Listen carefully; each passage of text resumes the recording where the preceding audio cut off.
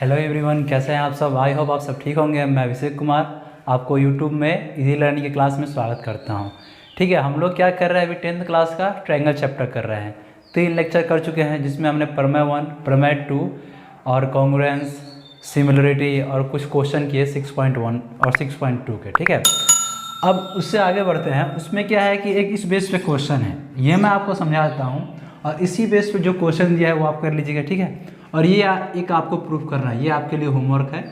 इसके साथ ही क्या हो जाएगा ना, हमारा जो पहला और दूसरा चैप्टर है वो खत्म हो जाएगा। आए हम नेक्स्ट चैप्टर पर चलेंगे। ठीक है, तो देखिए इनको सॉल्व कैसे करेंगे हम। अभी तक हमने क्या पढ़ा था कि अगर कोई ट्रायंगल है और ट्रायंगल में अगर कोई एक साइड के पैरेलल अगर कोई रेखा खींची जाए तो वो दोनों साइड्स को इक्वल रेशियो में डिवाइड करती है, यही हमने पढ़ा था। ठीक है, अब यहाँ पे क्या दिया है, एक समलंब दिया है। ठीक, और समलंब की ये प्रॉपर्टी होती है कि a b parallel to d c. ठीक है, और साथ में ये बोला है कि ई और एफ हम ऐसे पॉइंट ले रहे हैं ए डी और बी सी पे जो क्या है हमारा, जो हमारा a b parallel to e f है। ठीक है, अब देखिए अगर a b parallel to e f है और चूंकि a b parallel to d c है तो यहाँ से हम ये भी तो बोल सकते हैं कि e f parallel to d c. ठीक है, बोल सकते हैं बिल्कुल। लेकिन अब देखिए ये कोई ट्रायंगल तो है नहीं कि हम डायरेक्ट लिख दिए कि अगर ये पैरेलल है थ्योरम 1 के द्वारा। तो इसलिए हमारा जो मेन मकसद होगा क्या कि इसे ट्रायंगल बनाना। तो ट्रायंगल बनाने के लिए हम क्या करते हैं, ए और सी को मिला देते हैं। ठीक है, ए और सी को हमने क्या किया, मिला दिया। तो ये ई एफ को किसी पॉइंट जी पे कट करता है।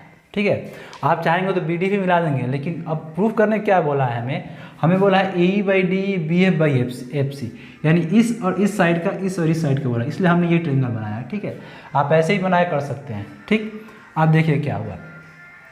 अब यहाँ पे क्या है कि अगर ई एफ हमारा पैरेलल टू डी सी है, e f parallel to d c है, तो हम यहाँ से तो यही बोल सकते हैं, चूँकि ई जी क्या है हमारा, ई जी भी हमारा क्या हो जाएगा, पैरेलल टू डी सी। ठीक है, बोल सकते हैं हम ऐसा, बिल्कुल बोल सकते हैं, क्योंकि ये साइड तो कोई चीज़, ये जो हमारा लाइन है ये तो कोई चीज़ नहीं होना, बस एक पॉइंट पे कट किया है। ठीक है, अब देखिए जब ये हो गया तो हम लिखेंगे क्या कि ट्रायंगल ए डी सी में, इस ट्रायंगल में देखिए क्या है हमारा, e g parallel to d c. अगर e g parallel to d c है तो बाई थ्योरम फर्स्ट, हम थ्योरम फर्स्ट का क्या लिख सकते हैं कि a e by d e equal to a g by g c लिख सकते हैं। ठीक है, समझ में आया कैसे हो रहा है।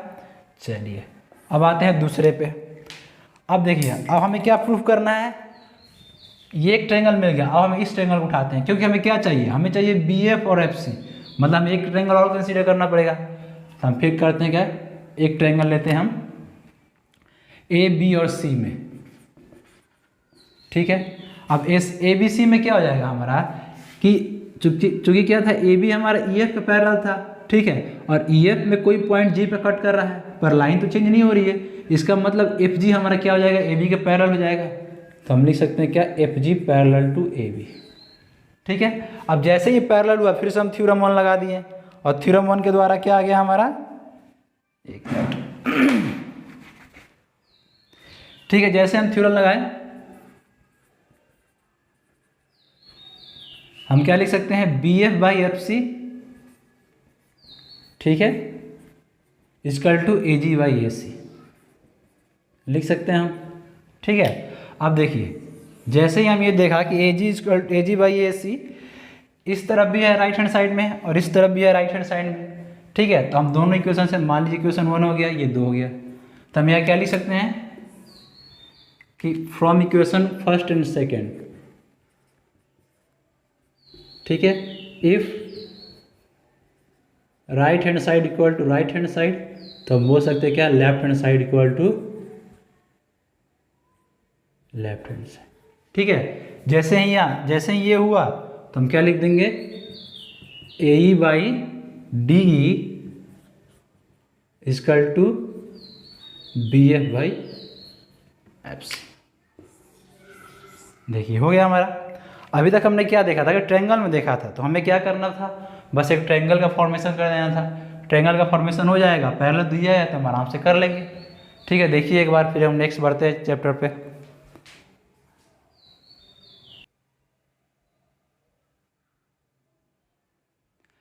ठीक है, तो आइए अब नेक्स्ट चैप्टर में बढ़ते हैं 6.3 पे। अब देखिए हमने क्या पढ़ा था, हमने जैसे कंग्रुएंस में पढ़ा था, जो सर्वागसमता की नियम होती है ट्रायंगल में, तो उसमें हमने क्या देखा था, 3 देखे थे, एक तो ट्रिपल एस, एक डबल एस ए और एक ए एस ए। ठीक है, हमने ये देखा था डबल एस। उसी तरह से क्या है कि समरूपता के लिए कुछ नियम है, यानी सिमिलरिटी ऑफ ट्रायंगल के भी कुछ नियम है।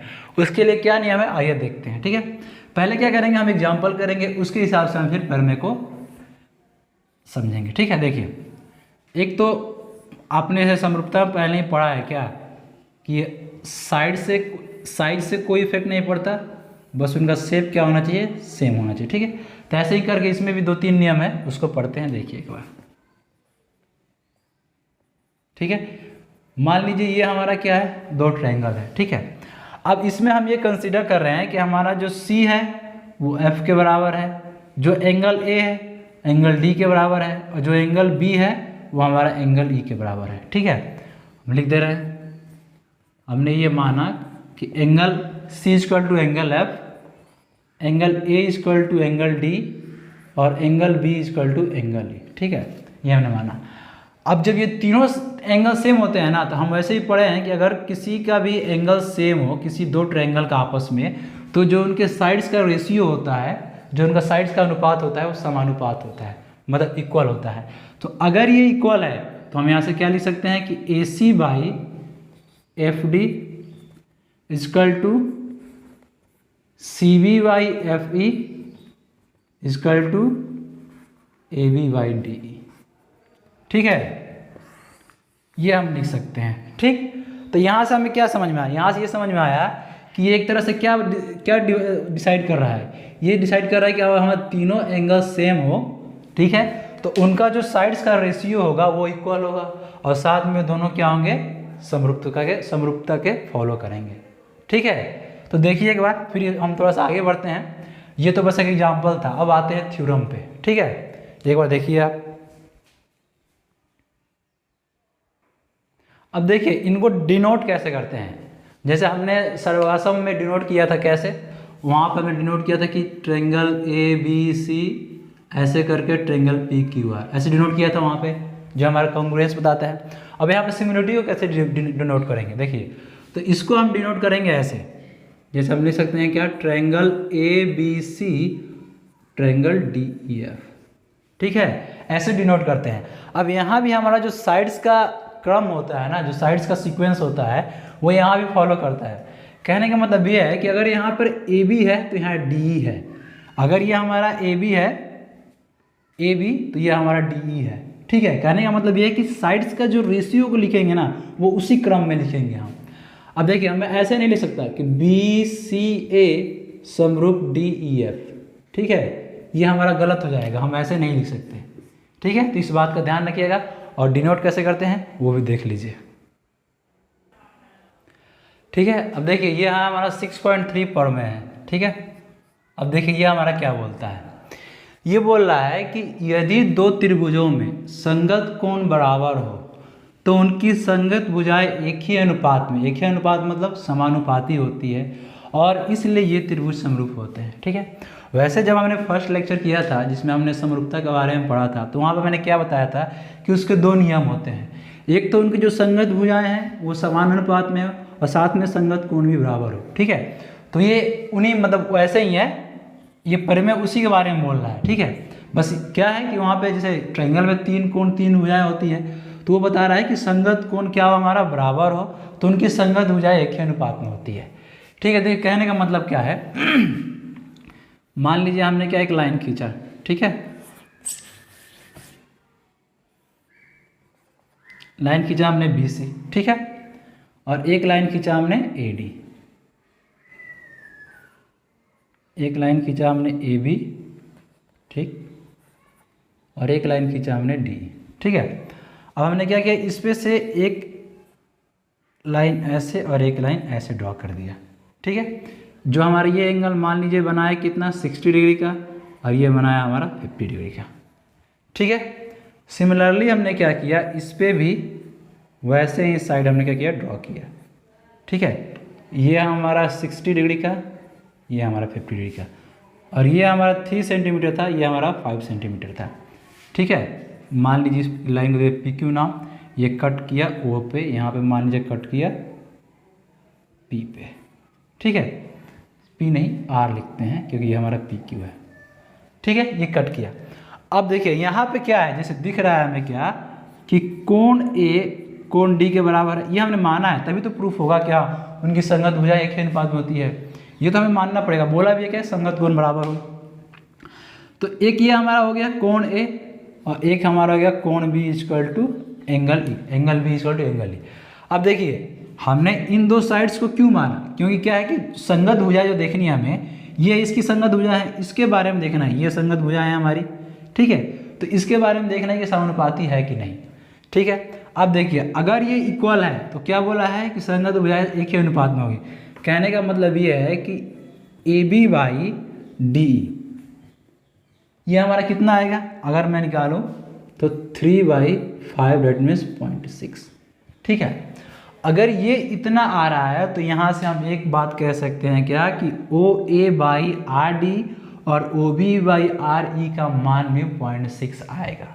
ठीक है, कहने का मतलब ये है, ये हमें दिया था एक नोन ताकि हम यहाँ से पता लगा सके। ठीक है, तो अगर ये है angle a angle d angle b angle e के बराबर है तो यहाँ से हम ये बोल सकते हैं कि o a by r d और o b by r e, इनकी वैल्यू भी क्या होगी हमारी 0.6 ही होगी। मतलब ये क्या होंगे समानुपाती होंगे। ठीक है, अब देखिए हमने क्या माना है कि आर डी को हमने इससे स्मॉल माना है तो हमारा 0.6 आ रहा है क्योंकि नीचे की वैल्यू ज़्यादा है, अब बड़ा भी मान सकते हैं। ठीक है, लेकिन हमेशा क्या होगा, ये एक ही अनुपात में होगा। अगर हमारा तीसरी साइड इस अनुपात में है तो उसकी जो दो और संगत भुजाएं होगी उसी अनुपात में होगी। ये हमारा एक प्रमेय कहता है। ठीक है, अब इसी बेस पे आपको कैसे क्वेश्चन दे देगा, मान लीजिए ये दे दिया ऐसे, एक साइड यहाँ दे दिया एक साइड यहाँ दे दिया, अब पूछ देगा कि इन दोनों साइड की वैल्यू बताइए, तो हम इस इक्वेशन से निकाल सकते हैं। ठीक है, यहाँ आप पूरे भी लिख सकते हैं कि a b by d o a by r d equal to o e by r e equal to 0.6। ठीक है, देख लीजिए, फिर आगे बढ़ते हैं। अब जैसे देखिए इसी बेस पर मैंने एक क्वेश्चन बनाया, आप देखिए इसे, यहाँ पे क्या दिया हुआ हमें, ए बी की वैल्यू दी है, डी की वैल्यू दी है, बी सी की वैल्यू दी है, ई एफ की वैल्यू दी है, लेकिन उसे डी एफ की वैल्यू नहीं दिया है। लेकिन क्या बोला उसने कि एंगल बी एंगल ई के बराबर है और एंगल सी हमारा एंगल एफ के बराबर है। अगर ऐसा बोला है तो इनका रेशियो सेम होगा। ठीक है, कहने का मतलब क्या है कि हमारा a b by d e, ठीक है, equal to b c by e f, ठीक है, equal to a c by d f होगा। ठीक है, ये हमने अभी देखा ऊपर जो दिया है पर में। अब हमें पता है कि हमें निकालना क्या है, डी एफ। ठीक है, अब ये जो 3 दिया है ना, इसमें से आप किसी 2 को चूज कर सकते हैं। ठीक है, एक तो आपको जो निकालना है उसको चूज करना पड़ेगा, चाहे आप इसको चूज कर लीजिए इसको, चलिए हम इन दोनों को चूज कर लेते हैं। ठीक है, हमारा बी सी क्या दिया हुआ है 6 और ई एफ क्या दिया हुआ है 9। ठीक है, ए सी हमें क्या दिया है 8, सॉरी ये 9 है ना, ए सी हमारा क्या दिया है 8 और हमें डी एफ पता करना है। ठीक है, अब या तो आप ये क्रॉस मल्टीप्लिकेशन करके बाद निकाल लीजिए या ऐसे ही कट कर लीजिए। ये 3 से 3 दूनी 6, 3 3 9, ये 2 से कट जाएगा 4, तो यहाँ से हमारा डी एफ क्या आ जाएगा 4 × 3 इक्वल टू 12। ठीक है, तो इस तरह के क्वेश्चन आते हैं। ठीक है, प्रूफ करने वाला भी आता है, अगर प्रूफ करने वाला है तो मैं बता दूंगा। इस तरह क्वेश्चन होंगे उसको आप सॉल्व कीजिएगा। अब आते हैं नेक्स्ट प्रमेय पे। ठीक है, ठीक है, अब ये देखिए ये थ्योरम हमें क्या बोलता है। ठीक है, ये जो मैंने इसके पहले कराया वहाँ पे क्या था कि अगर उनके संगत कोण बराबर हो तो उनकी जो संगत भुजाएं होगी वो समानुपाती होगी। ठीक है, तो वहाँ से हमने क्या देखा था कि एंगल से हम जा रहे थे किस पे, साइड्स पे, तो उसको हम क्या बोल सकते हैं, उसको आप चाहे तो देखिए अगर किसी भी त्रिभुज की 2 एंगल, अगर 2 त्रिभुज की 2 एंगल सेम हो, कहने का मतलब ये है कि मान लीजिए जिसमें मैंने बताया था, ठीक है 19 हो गया, मैं बता दे रहा हूँ यहाँ पे, अगर ये हमारा 60 डिग्री है, ये हमारा 50 डिग्री है। ठीक है, और हम जानते हैं कि ट्रायंगल का एंगल का सम कितना होता है 180, तो ये हमारा क्या हो जाएगा 70 डिग्री। वैसे ही यहाँ पे 60 और 50 है तो ये हमारा क्या हो जाएगा 70 डिग्री। तो जो पहले मैं प्रमेय पढ़ाया उसको तो हम ये भी बोल सकते हैं ना क्या कि ट्रिपल ए, यानी इसके तीनों एंगल सेम है तो क्या है हमारा समानुपाती है। बोल सकते हैं अगर दो एंगल सेम है तो तीसरा ऑटोमेटिकली सेम होगा, तो उसको हम क्या बोल सकते हैं, उसको हम बोल सकते हैं क्या कि ये हमारा ट्रिपल ए कसौटी या ट्रिपल ए नियम को फॉलो करता है। ठीक है, अब देखिए उसी का एक उल्टा है, क्या है यहाँ पे बोल रहा है कि अगर दो संगत भुजाएं, बोल रहा है क्या कि अगर दो संगत भुजाएं आपस में सेम हो तो उनके जो संगत कोण होंगे वो क्या होंगे, बराबर होंगे। ठीक है, कहने का मतलब ये है। ठीक है, तो देखिए इसको कैसे करते हैं, ये भी वैसे है, आप चाहे तो उसी फिगर को दोबारा ड्रॉ करके भी कर सकते हैं। ठीक है, अब इनमें क्या है, जैसे देखिए मान लीजिए वैसे ही हम एक उठाते हैं एक फिगर को। ठीक है, देखिए क्या है ना, ये जो जितने भी होते हैं ये नियम, ये सब क्या देखिए आपस में ही ना एक दूसरे को या तो आपको अपोजिट करेंगे या एक दूसरे के समानुपाती होंगे, ये थ्योरम भी। अब देखिए यहाँ पे क्या था कि हम भुजाएं से जा रहे हैं संगत कोण पे, वहाँ पे क्या था संगत कोण से भुजाएं पे आ रहे थे। कहने का मतलब एक ही है, बस थोड़ा सा क्या है कि लैंग्वेज की रिवर्स कर दिया है। ठीक है, अब देखिए कह रहा है ये कि अगर हमारा AC बाई DF, ठीक है, equal to AB by DE है equal to BC by EF, अगर ये फॉलो करता है तो हम यहाँ से क्या बोल सकते हैं कि angle A equal to angle D, angle C equal to angle F और एंगल E इक्वल टू ये एंगल, अब बोलिए B equal to angle E। ठीक है, ठीक है, तो अगर इस हिसाब से देखें तो हम इसको क्या बोल सकते हैं, उसको हमने बोला था क्या ट्रिपल ए, क्योंकि वहाँ से हम एंगल पर साइड्स पे जा रहे थे। यहाँ पे हम क्या देख रहे हैं, यहाँ पे हम जा रहे हैं क्या साइड से एंगल पे, तो हम इसको क्या बोल सकते हैं, इसको हम ट्रिपल एस रूल भी तो बोल सकते हैं, यानी साइड क्या है आपस में सेम समान अनुपात में है, साइड साइड साइड्स। ठीक है, अब देखिए यहाँ पे कहने का मतलब क्या है, मैं बोल रहा हूँ कि AC बाई DF और AB बाई DE। ठीक है, तो अगर AC और AB DF और E के समानुपाती है तो हमारा जो एंगल A बन रहा है वो किससे बन रहा है, AC और AB से ही बन रहा है, और जो हमारा एंगल D बन रहा है वो किससे बन रहा है, DF और E से। तो अगर दोनों समानुपाती है ना तो निश्चित है कि हमारा A एंगल D के बराबर होगा, होना ही पड़ेगा। नहीं तो अगर ये थोड़ा सा भी मान लीजिए कि क्या बोलते हैं उसको, जैसे ये एंगल मान लीजिए कि यहाँ पे आ गया, ये साइड यहाँ पे आ गया, थोड़ा सा लंबा हो गया, तो फिर ये एंगल एक D के बराबर नहीं होगा। क्यों, क्योंकि फिर इनका क्या हो जाएगा, जो अनुपात है वो चेंज हो जाएगा। मान लीजिए कि AC by BC, AC by DF और AB बाई DE, अगर इनका जो वैल्यू है, जैसे वहाँ पे क्या आया था हमारा 0.6 आ रहा था, अगर ये चेंज हुआ तो हमारा एंगल चेंज हो जाएगा। ठीक है, तो इसलिए बोल रहा है कि अगर ये संगत भुजाएं आपस में अगर समान अनुपात में है तो हमारा जो संगत कोण भी होगा वो क्या होगा, सेम अनुपात में होगा। ठीक है, देखिए कोई भी आप इस पे एक थ्योरम सही से कीजिए, आप ये 2-3 थ्योरम अपने आप लगा सकते हैं। ठीक है, क्या होता है ना कि इनका जब हम प्रूफ करते हैं कोई क्वेश्चन तो कभी ये थ्योरम लग जाता है कभी वो थ्योरम। ठीक है, देखिए फिर हम नेक्स्ट आगे बढ़ते हैं। ठीक है, अब आइए एक और थ्योरम पे, ये क्या बोल रहा है, देखिए आज की क्लास तो वैसे थ्योरम हो रही है, तो ऐसा नहीं है कि लेंदी लगेगा क्योंकि मैं सब सही समझाते चल रहा हूँ।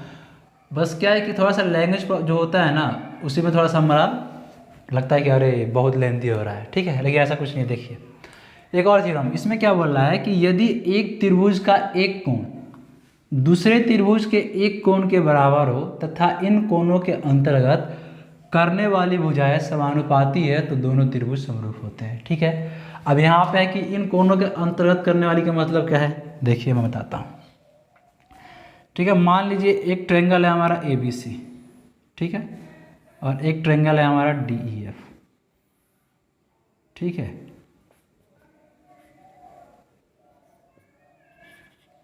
पहले हम अंतर्गत का मतलब समझ जाते हैं। देखिए अंतर्गत मतलब क्या होता है, जब मैंने ट्रिग्नोमेट्री चैप्टर शुरू किया था उसमें पहले ही बताया था। कहने का मतलब ये है जैसे कि ये मान लीजिए हमारा एंगल A है और ये हमारा BC है। ठीक है, ये DE है और ये EF है।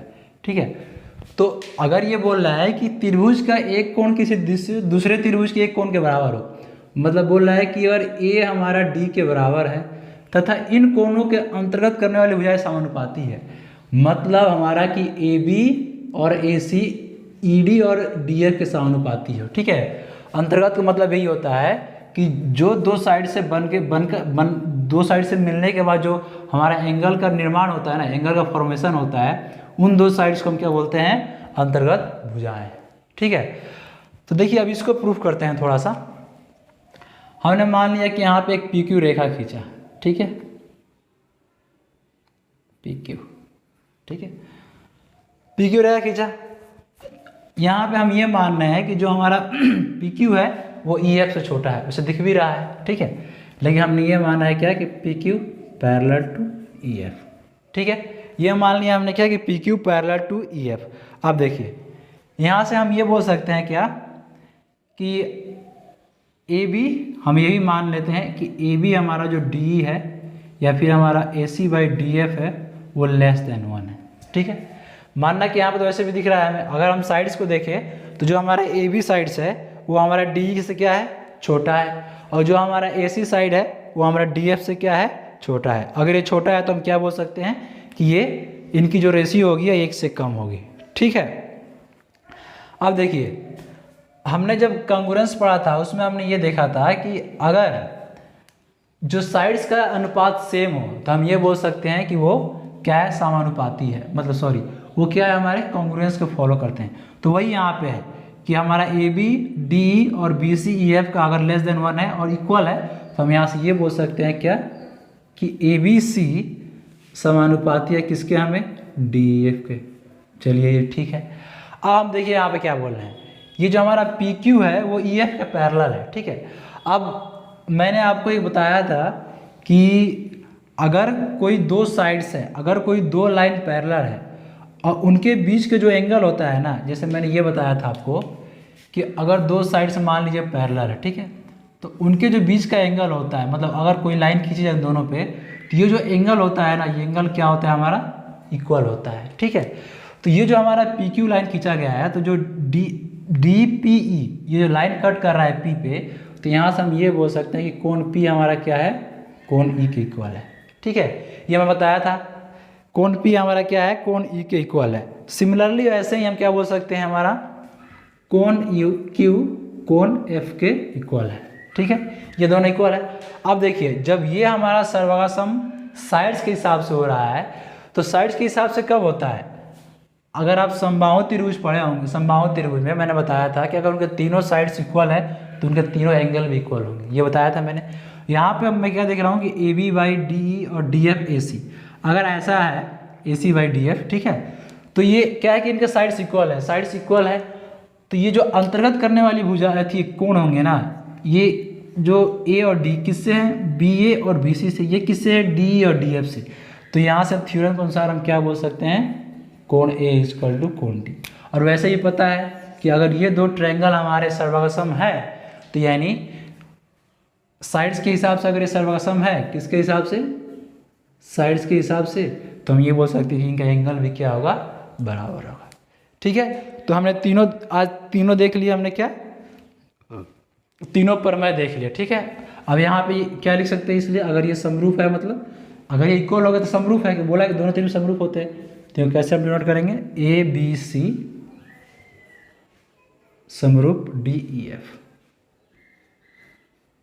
ठीक है, हमने क्या किया, देखिए एक ट्रायंगल था, एक ट्रायंगल था, हमने एक लाइन खींचा पी क्यू का। ठीक है, क्योंकि यहाँ पे क्या बोला है कि एक त्रिभुज के एक कोण दूसरे त्रिभुज के कोण के बराबर है तो उनको अंतर्गत करने वाली भुजाएं समानुपाती है, वो प्रूफ करना था।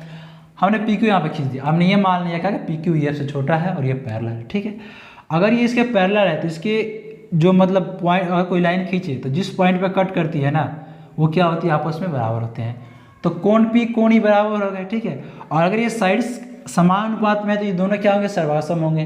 अगर ये सर्वगासम है और कोण पी कोण ई है, कोण ई क्यू कोण एफ है, इसका मतलब क्या है कि कोण ई कोण बी के बराबर होगा और कोण एफ कोण सी के बराबर होगा। तो तीनों एंगल भी सेम हो गए, तीनों एंगल सेम हो गए, तो ये हमारा प्रूफ हो गया। ठीक है, कोई सा भी आप मतलब कहने का मतलब कोण ए कोण डी, आप कोण बी कोण ई भी बोल सकते हैं, क्योंकि क्या है, सर्वगासम है। ठीक है, देख लीजिए एक बार, आज हम तीनों थ्योरम कर चुके हैं अच्छे से, एक बार देखिए।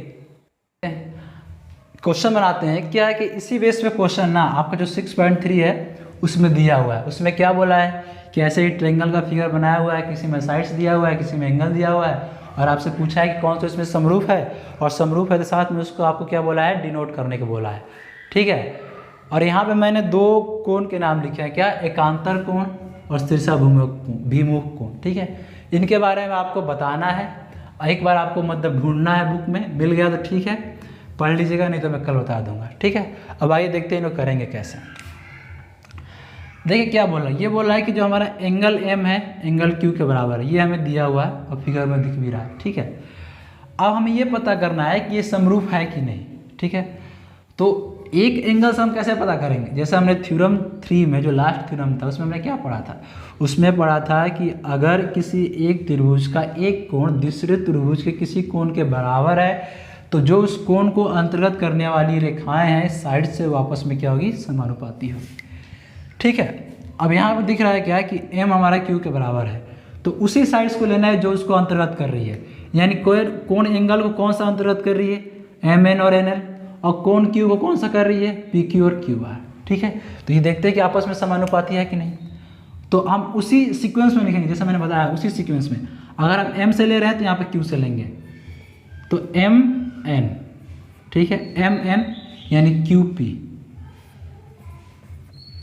ठीक है, फिर ML डेट मीन्स QR। ठीक है, वैसे आपके दिमाग में ये भी आ रहा होगा, अच्छा ठीक है, पहले इसको देखते हैं। ठीक है, तो MN की वैल्यू कितनी दी है, 2.5, QP की वैल्यू कितनी दी है, 5। ठीक है, ML की वैल्यू कितनी दी है, 5, और QR की वैल्यू कितनी है, 10। ठीक है, अब देखिए जैसे हम पॉइंट हटेगा यहाँ पे 0 आएगा, तो ये कितनी बार में जाएगा, 25 दूनी 50, ये कितनी आएगा, 2 बार में, यानी हमें दिख रहा है क्या यहाँ पे 1/2 इक्वल टू 1/2। कहने का मतलब ये है, जैसे अभी तक आपने क्या सुना था, समानुपाती समानुपाती, एक्चुअल मीनिंग यही है कि मतलब जो दोनों तरफ का जो हमारा रेशियो है वो सेम है।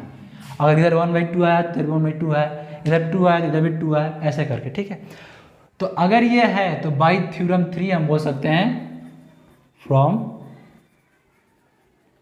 थ्योरम 3 नहीं, जो 6.5 था, आज जो 3 पढ़े, इसे हम क्या बोल सकते हैं कि ट्रायंगल MNL, उसी सीक्वेंस में लिखना है आपको, MNL QRP QPR।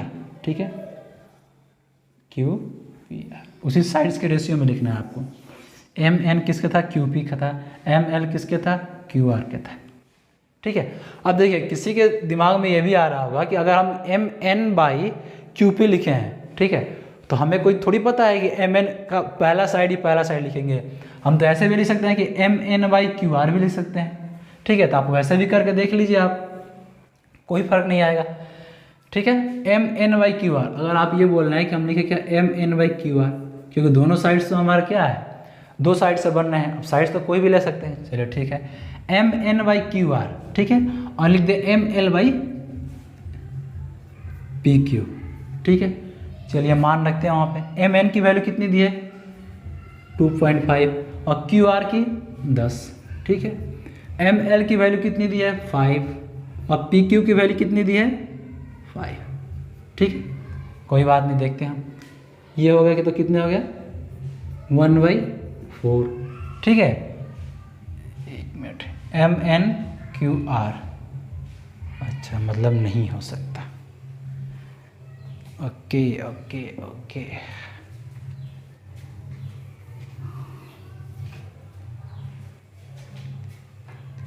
उसी साइड्स में लिखना पड़ेगा।